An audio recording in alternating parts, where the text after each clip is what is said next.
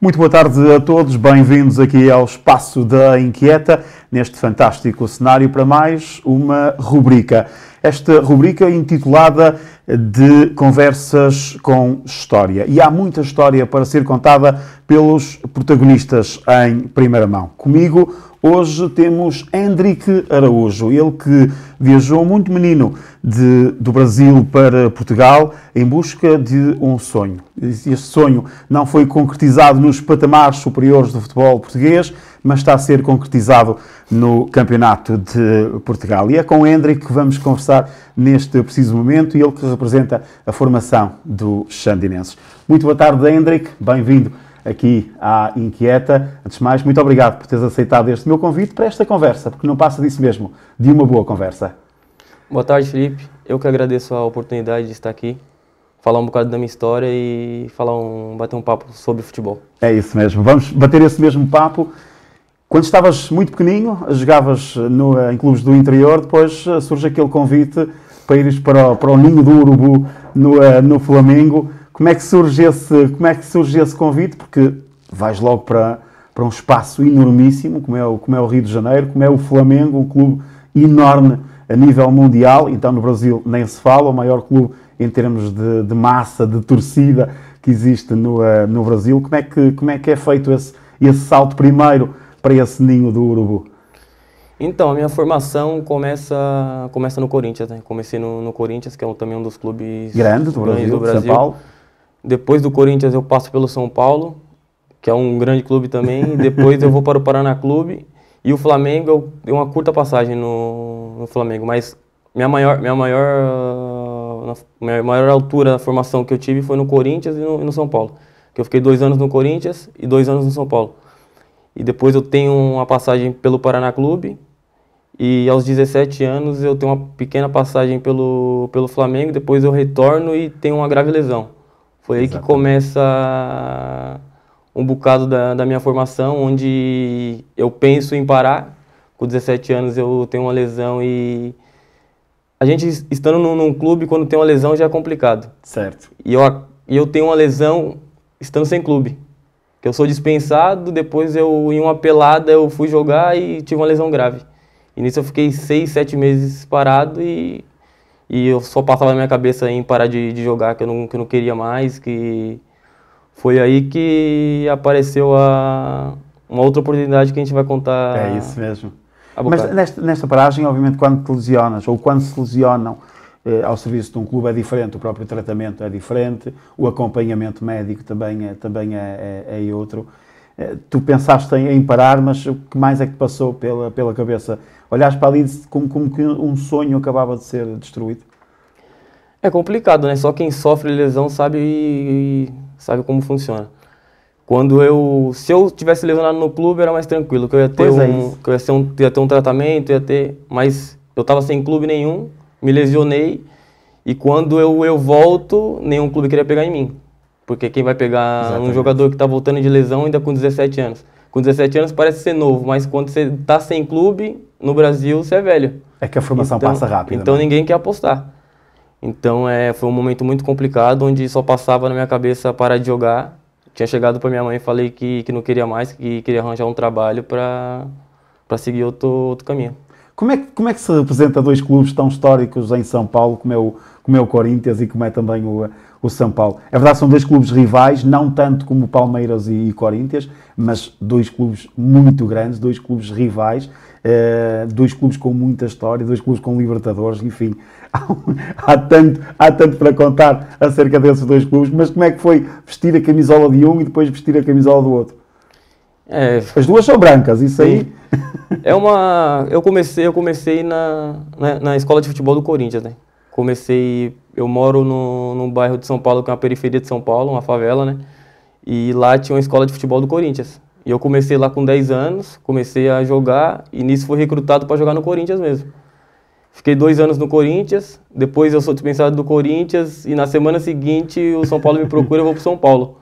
E eu sou corintiano. Pois.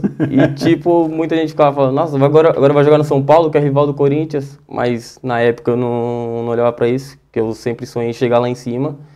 E quando tem essa idade a gente quer saber de jogar e e de se sentir bem. Hendrick, como adepto, torcemos sempre pela nossa equipa e seremos sempre da nossa equipa. Agora, como jogador, o jogador não pode pensar nisso, porque só pensar nisso está mais perto do insucesso do que propriamente do sucesso. Claro. Temos que pensar no futuro, né? Sempre, todos os clubes que eu defendi, eu sempre tive um carinho pelo Corinthians, nasci corintiano, minha família toda é corintiana, mas sempre quando eu vestia a camisa de um clube, eu falava, eu torço para esse clube porque era o clube que no momento estava me dando a alegria de jogar, me dando a estabilidade de jogar, e sempre foi assim. Hendrick, brincando aqui um bocadinho, nunca mais o Abel vem embora do Brasil. O Abel está muito bem no Brasil, muito bem. Também graças ao Jorge Jesus, que fez um grande trabalho no Brasil e abriu a porta para os treinadores daqui. E o Abel chegou lá e resolveu o problema que o Palmeiras tinha. E o Corinthians agora tem um treinador português também, o Tony. Mas vamos falar do Hendrick. Depois viajas para Portugal, ainda muito jovem, para o Rio Ave. Como é que surge esse convite? Hendrick, anda para cá e vais ter aqui a tua oportunidade. Foi uma história que eu conto e muitos não acreditam. Porque eu tô em fase final de recuperação. Eu tô uma semana para receber alta da fisioterapia. E um amigo meu me liga e fala que vai ter um amigável, ia ter um amigável e ia ter alguns empresários que iam atrás de alguns jogadores. E no primeiro momento eu falei que não, porque eu tava com medo, né? 7 meses sem jogar, tava para receber alta. Falei assim, não vou. Não vou porque só eram jogadores que estavam atuando, que estavam em clubes. Eu falei, não vou. Ele falou, não, vamos lá, você vai lá, fica no banco, joga algum tempo, para ver como você tá se sentindo mesmo. Claro. E eu falei assim, vou lá, não tenho nada a perder. Fui para esse amigável, não tinha esperança nenhuma de jogar. Eu tava no banco sentado e eu tava a orar, era para não jogar. Porque a intensidade do jogo tava muito alta e eu falei, eu vou entrar lá dentro, eu não vou entrar para passar vergonha. Hendrick, depois quando os jogadores sabem que os empresários estão todos a ver para recrutar, eu diria que depois o jogo acaba por ser mais duro do que um jogo normal, porque todos querem mostrar naquele momento. É a oportunidade da vida, hein? E ainda mais no Brasil, a gente sabendo que tem empresários de fora, é a oportunidade, toda a gente ali quer dar o máximo para tentar sair dali. Então eu tava ali, não tinha esperança de nada. Tava esperando de nada e aconteceu de o jogo tá rolar e foi pra segunda parte. Aconteceu de ter lesionado um miúdo e o gajo falou assim, vai lá pra dentro. Faltava 15 minutos. E nesses 15 minutos nem eu imaginava. Eu fiz coisas que tava voltando de lesão. Fiz coisas que foi impressionante mesmo e tinha o diretor desportivo do Rio Ave, que estava lá nessa ocasião, que era o François. E ele disse, eu quero contar com aquele miúdo. Então aí ele tinha 2 empresários que estavam com ele, que foram 2 empresários que mudaram a minha vida. Se o Hendrick está aqui hoje é graças a esses 2 empresários, que é o Alfredo Cerqueira e o Mário Borges, que fizeram todo o trabalho para mim vir para cá. E aí foi que o Hendrick chegou a Portugal pelas portas do Rio Ave. Hendrick, nesses 15 minutos que tu entraste, apesar de estares com medo, apesar de estar a rezar para não jogar, eu diria que nós tantas vezes falamos, quer dos jogadores, quer dos treinadores, quer dos árbitros, quando entram para dentro de campo, depois não ouvem mais nada. É verdade que tu ali entras para dentro de campo e já não pensas em mais nada. Tipo, é a bola, sou eu, é o adversário e bora para cima. Isso é verdade, como eu disse para você, Felipe, eu entrei com medo, tava com medo, mas quando começou a rolar a bola... Passou medo. E aquela cena, eu sou um gajo que acredita muito em Deus, e quando é para acontecer, acontece. Porque em 15 minutos eu fiz coisas que eu não imaginava que iria fazer, fiz e graças a Deus consegui receber uma oportunidade, vim para o Rio Ave, onde aí começa a minha história em Portugal. E depois como é que foi carimbar aquele passaporte, chegares a Portugal... Quais foram as primeiras sensações aqui em Portugal? Eu confesso que eu nem sabia o que era passaporte. Quando eu não tinha essa noção. Eles falaram, fica tranquilo, você só tem que trazer seu documento, a gente vai tratar de tudo. Tratamos de tudo. Tratou de tudo. Passou um mês, eu viajei para Portugal. Quando eu cheguei aqui em Portugal, eu achava que eu não ia conseguir me adaptar tão rápido, Porque eu tava voltando de... Porque minha volta pro campo foi no Rio Ave, foi na pré-época. Pois é isso. Eu não tive aquele... Quando eu chego no Rio Ave, eu faço uma pré-época espetacular que surpreendeu toda a gente. Foi aí que a gente começou a fazer um bom trabalho no Sub-19 do Rio Ave, onde que o Rio Ave nunca tinha ido para a fase final do Campeonato Nacional. Do Campeonato Nacional. Foi a primeira vez. Tínhamos uma equipe que tinha muita qualidade, muitos jogadores que alguns conseguiram chegar num patamar muito bom.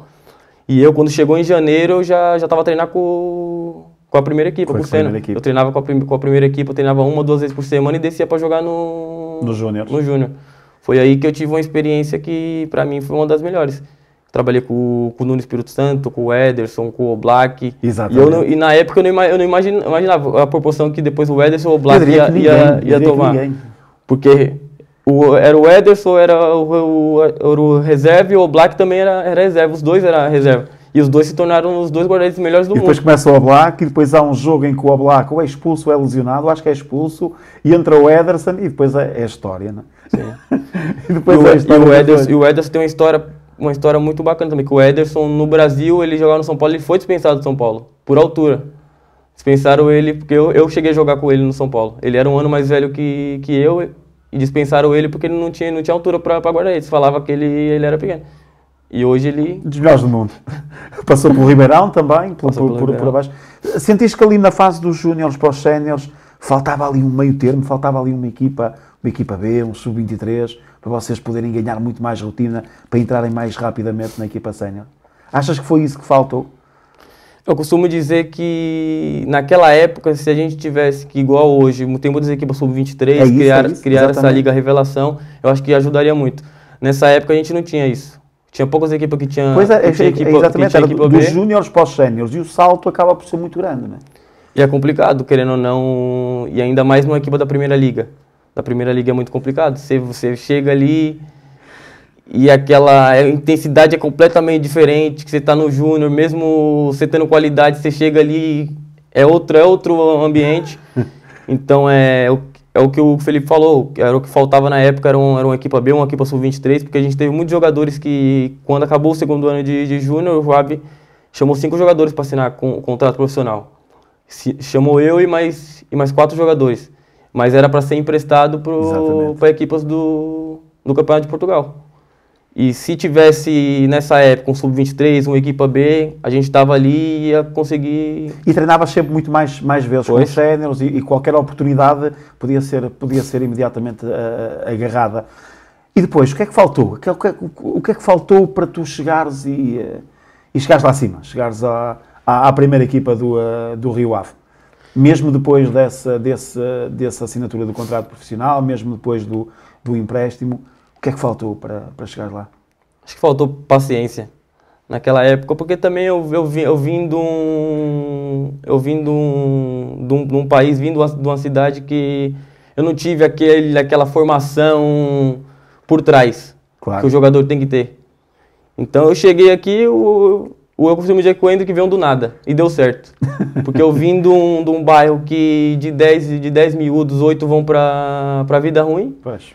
Então é completamente diferente. O Hendrick cresceu sem pai, foi criado pelos avós, pela mãe e pelo padrasto. Então teve todo um processo. Então quando eu chego aqui é outra realidade, é outro... Se querendo ou não, começa a vir dinheiro cedo. Porque no Brasil você não tem. Chega aqui tem e você começa... Claro. E quando eu sou emprestado pro Rio Ave, eu faço um segundo ano de júnior no segundo ano de júnior do Rio Ave, faço um ano espetacular, muitos jogos. Quando eu chego no Gondomar, é aquele primeiro ano de sênior que, se o miúdo não tiver paciência, porque é um primeiro ano de sênior que é muito difícil. Você vai ter poucos minutos. É o menino a jogar contra homens, não é? E você chega ali com a mentalidade de que vai jogar. Faz. Porque eu não tinha essa noção. Eu achei que ia chegar ali, se fui emprestado do Rio Ave, vou chegar ali e vou jogar. Então, nisso, no meu primeiro jogo, eu entrei e fiz gol. A minha estreia, eu fiz gol no Campeonato de Portugal com o Gondomar. Depois, na segunda jornada, também entrei bem e fui entrando. E nisso eu não tive paciência de esperar. Foi até numa altura que eu cheguei no meu empresário, falei que não queria mais, que eu queria voltar pro Brasil, que eu tava com saudade da minha família. Que eu tava aqui sozinho e Pois é isso. E não queria mais ficar. O Joab me chamou, conversou comigo, não, espera, você vai jogar. Se quiser a gente tira de lá, te empresta para outro clube, mas eu tava com aquela cabeça definida em voltar pro Brasil. Foi aí que é um dos meus maiores arrependimentos, foi esse, de não saber esperar. Saber esperar pelo meu momento. Hendrick, tantas vezes nós falamos de enormíssimos treinadores que fizeram exatamente aquilo que tu estavas agora a dizer, que é o jogador às vezes não sabe esperar, mas o treinador ajuda-o a esperar. Vimos o caso, por exemplo, mais enigmático, Cristiano Ronaldo, no Manchester United, que tantas vezes saía frustrado do jogo, saía frustrado do estádio por não ter entrado sequer, e Alex Ferguson fez ver a Ronaldo que tinha que esperar e que ele conseguiu esperar e chegou onde chegou. Vi recentemente também uma entrevista do Carlo Ancelotti, em que diz que quem coloca os jogadores no banco não é o Carlo Ancelotti, é o treinador que se chama Carlo Ancelotti. O Carlo Ancelotti é o amigo do jogador e, portanto, quem o coloca é o treinador, porque é a função dele que está lá. Sentiste que se houvesse também ali mais um bocadinho de apoio, podias ter revertido a tua decisão ou aquilo, ou seja, o estar sozinho já era muito difícil de reverter, as saudades de casa também, da família, dos amigos, principalmente. Estar sozinho foi isso que levou também a desistir, digamos assim, entre aspas, desse percurso futebolístico. Eu acho que o treinador é muito importante também. Pois é isso. Pra gente mesmo estrangeiro que vem muito cedo pra cá, tá longe da família, a gente tá tipo sozinho. E eu tive um treinador no Rio Ave que pra mim foi um pai, que foi o Pedro Cunha.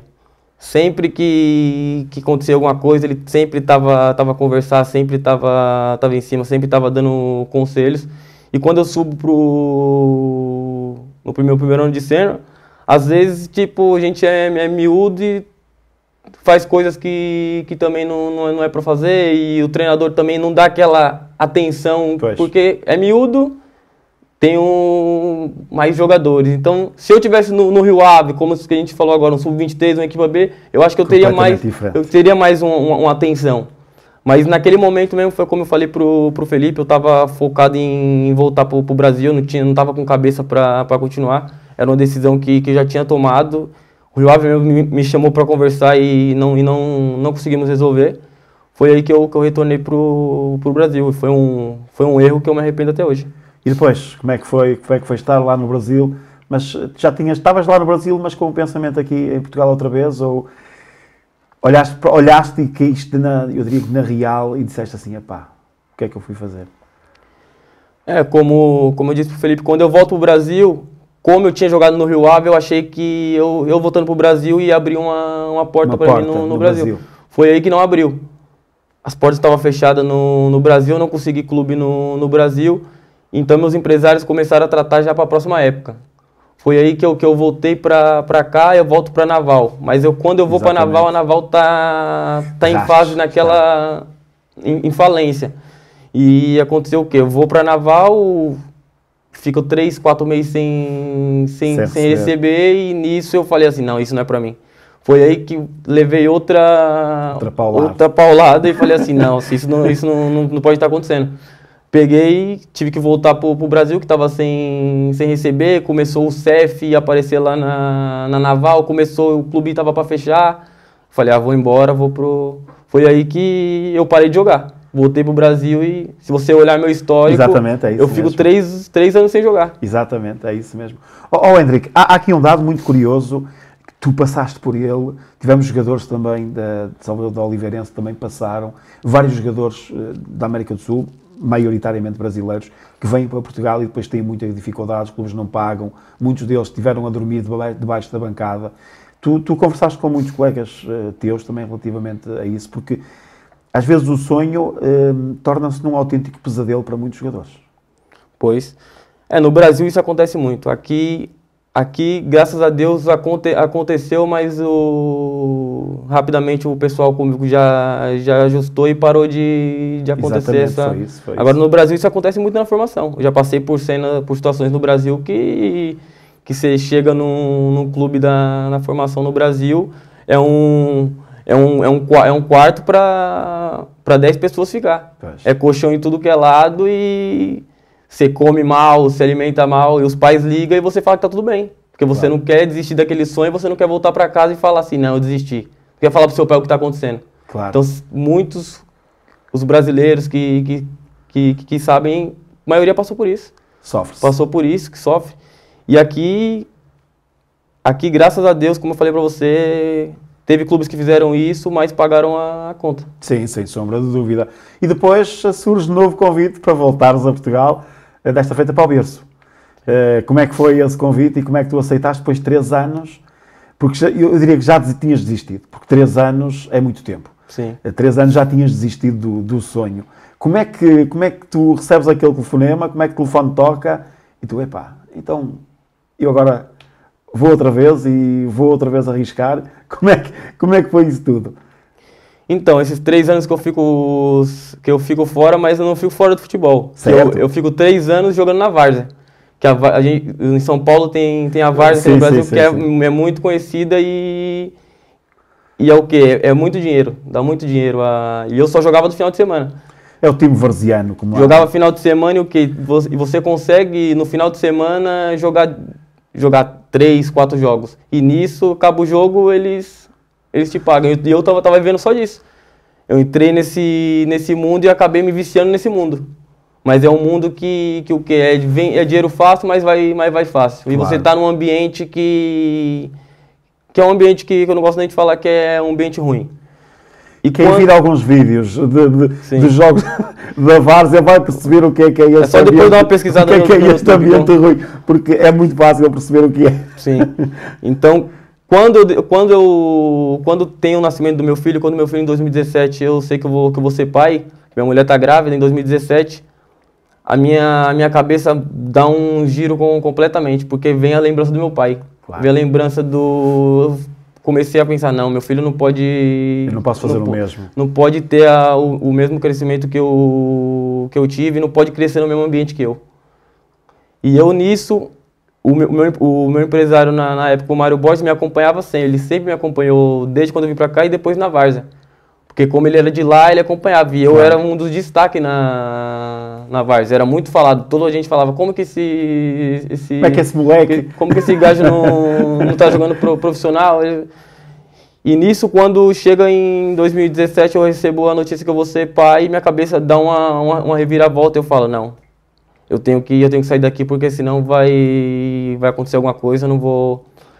E nisso eu entro em contato com o Mário, onde ele entra em contato com o seu Alfredo, ele tem um conhecimento com o Marco Aurélio do Berço, e ele fala de mim, o Marco Aurélio já me conhecia, que quando eu jogava no Rio Ave. No Rio Ave, exatamente. E disse, mas ele tá jogando aonde? Ele falou, não, ele tá jogando na várzea. Você vai olhar o histórico lá, tem 3 anos meu último 2015, quem que vai apostar? Claro, pois é. Então é um clube que eu tenho uma gratidão também, que é o Berço, que foi o clube que apostou em mim. Porque ninguém queria apostar e abriu a porta para mim para voltar para Portugal. Então é um clube que eu agradeço, porque a gente tem que ter gratidão também pelas pessoas que nos ajudou. Sem dúvida. Então é um clube que eu agradeço. E foi aí que eu retorno para Portugal em 2018. Retorno para Portugal em 2018, onde eu trago minha mulher e meu filho. E aí começa a jornada do Hendrick outra vez. Jornada até agora, porque nunca mais só férias, graças ao Brasil, porque nunca mais ficaste sempre por cá. Jogas no Berço, tens um trajeto brilhante no clube, porque depois sobe dos distritais para os campeonatos de Portugal. Segue-se depois o Brito Sport Clube, com mais uma subida de divisão. Segue-se o Sandinenses, com mais uma subida de divisão. Ou seja, se quiserem subir de divisão, têm que contratar o Hendrick, não é? É um percurso que eu me orgulho muito.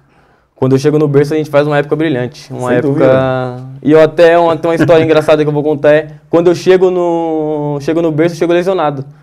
Porque eu tinha um acordo com a equipe da várzea no Brasil para fazer um campeonato. E a final do campeonato caiu num domingo. Ok. E eu tinha que viajar na terça-feira. No domingo fomos campeões, mas eu tenho uma lesão na coxa. Tenho uma lesão na coxa, então eu viajo lesionado, mas não falo nada. Claro. Porque eu vou falar, capaz Vamos lá embora. Quando eu chego no berço, eu chego lesionado, mas eu tenho uma lesão que quando eu vou arrancar, andar normal. Andar você anda normal. Então, eu chego na terça-feira, o primeiro treino é na quarta-feira, e eu coloco na minha cabeça, nossa senhora, só falta eu vou ter que fazer alguma coisa, porque o treinador não me conhecia, só o Marco Aurélio me conhecia. Pois. O Marco Aurélio vai vir, então treinamos na quarta-feira, e eu falei assim, nossa, em 5 minutos eu tenho que fazer alguma coisa aqui para impressionar. E eu lembro como se fosse hoje, era um treino reduzido, a primeira bola que vem, o central veio para me dar uma puta, eu dei um cabrito e fiz o gol. Na segunda bola, o central vem, eu pego, dou o tapa e caio. Lesionei.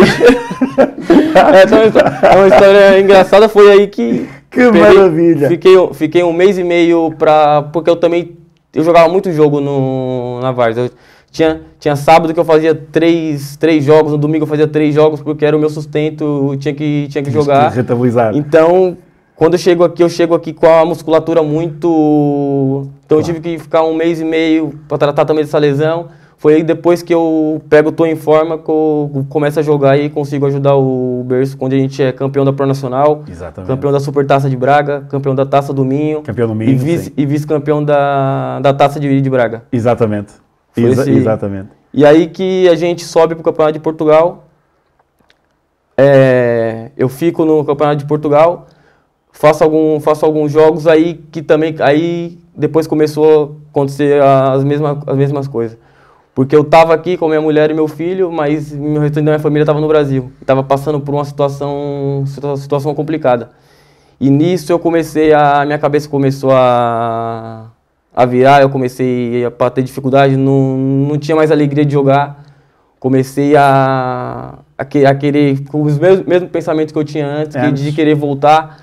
E minha mulher falava, não, a gente não pode voltar para lá. Foi aí que eu chamei a direção do berço e disse que eu queria sair, que eu não queria mais continuar.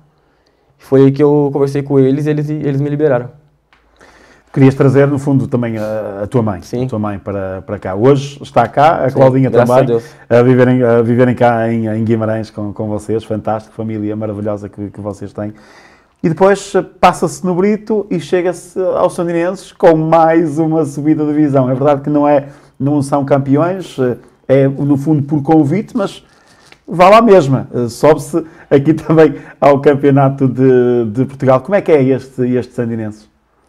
É claro, como você falou, não foi uma subida, mas eu friso para toda a gente. Se a gente não tivesse feito da época que a gente fizesse, a gente não tinha sido convidado. Sobe se está lá. E, portanto, a convite ou não, Sim. Se não estiver lá, não há convite.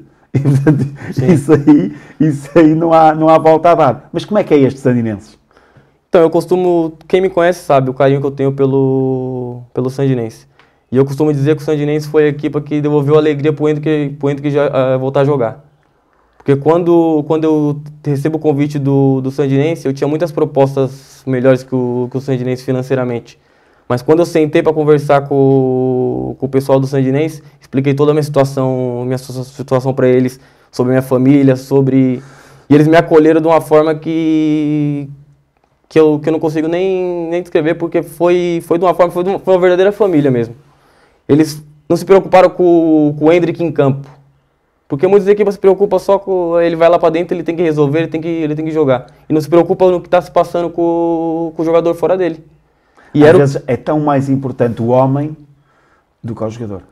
E era o que na época eu precisava. Eu precisava, que eu não tinha alegria para jogar, eu precisava mesmo de um clube que me acolhesse, que não ia se preocupar só com o Hendrick em campo no primeiro momento. Ia se preocupar em ajudar a minha família, foi o que aconteceu.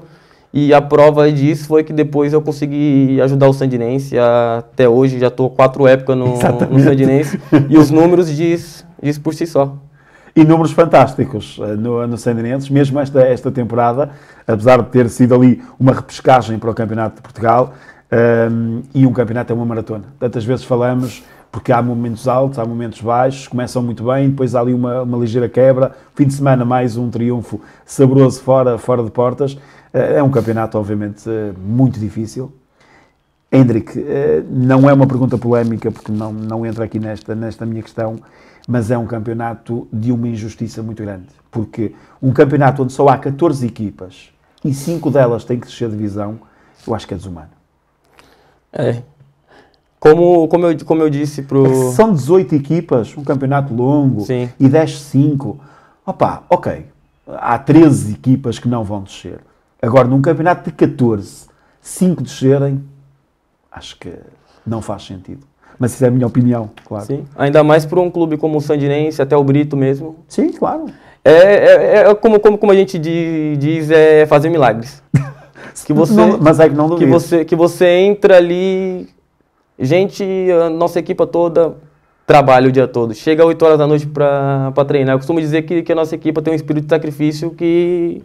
O que o nosso grupo de trabalho faz é algo impressionante. É algo impressionante. Treinar 4 vezes por semana, depois de um dia de trabalho, chegar ao domingo e andar como a gente anda, é um grupo que é fantástico. E que não é profissional, porque grande parte das equipas, não são todas, é verdade, mas grande parte das equipas do Campeonato de Portugal, principalmente Série B e Série C, mais estas, já são quase todas profissionais e, portanto, é um andamento completamente diferente do treinares de manhã, altamente profissional, com alimentação adequada, com descanso adequado, com cestas da parte da tarde adequadas para que depois o corpo esteja preparado para o treino. Isto não acontece. Ou seja, vocês têm que trabalhar, muitos deles com trabalhos duros mentalmente, outros duros fisicamente, e depois à noite lá têm que estar todos juntos para dar o litro no treino para poderem jogar ao fim de semana. Isto, muitas vezes, mais do que um grupo de trabalho, tem que ser uma família para aguentar isto tudo. É o que o Sandinense é, uma família.